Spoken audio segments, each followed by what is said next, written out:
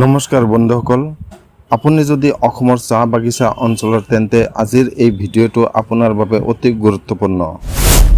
মুখ্যমন্ত্ৰী হিমন্ত বিশ্ব শৰ্মাই সদ্য ঘোষণা কৰিছে এটি কলি দুটি পাত আঁচনিৰ দ্বাৰা 7 লাখ চাহ বাগিচাৰ শ্ৰমিক আৰু কৰ্মচাৰীয়ে লাভ কৰিব আৰ্থিক সহায়। এই আঁচনিৰ অধীনত ৰাজ্য চৰকাৰে 342 কোটি টকা আগবঢ়াব। এই আঁচনি 2025-26 বৰ্ষত ফ্লেগশ্বিপ স্কিম হিচাপে বাস্তৱায়িত হ'ব। চাহ বাগিচাৰ শ্ৰমিকে দিনে ৰাতি কঠোৰ পৰিশ্ৰম কৰি অসমৰ অৰ্থনীতিত মুখ্য অৱদান দিয়ে। বহুদিন ধৰি এই খণ্ডটো বঞ্চিত আৰু পিছপৰা হিচাপে পৰিগণিত হৈছিল।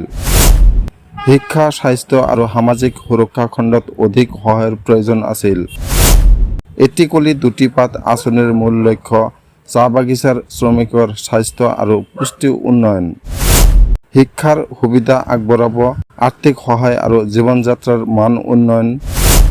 এই আঁচনিৰ দ্বাৰা যিসকল সুবিধা দিয়া হ'ব তাৰ ভিতৰত আছে বছৰি নগদ সহায়, ডিবিটি ৰূপে আৰ্থিক অনুদান, স্বাস্থ্য বীমা আৰু চিকিৎসা সুবিধা।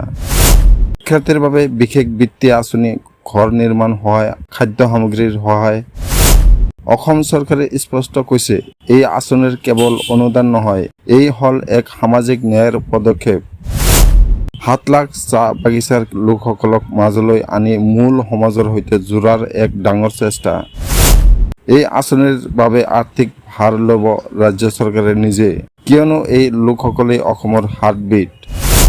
বন্ধুসকল, এটি কলি দুটি পাত কেৱল এক চাহপাতৰ কথা নহয়। এই হ'ল এজন মাকৰ কষ্ট, এজন দেউতাৰ দুখ, এজন ছাত্ৰীৰ আশা। আঁচনি সফল হ'ব যদি আমি সকলোৱে সজাগ থাকোঁ আৰু খবৰটো সঠিকভাৱে জনাওঁ। ভিডিঅ'টো ভাল লাগিলে লাইক, কমেণ্ট আৰু শ্বেয়াৰ কৰিব নাপাহৰিব। আৰু এনে বাস্তৱিক খবৰ সদায় পোৱাৰ বাবে চেনেলটো ছাবস্ক্ৰাইব কৰক।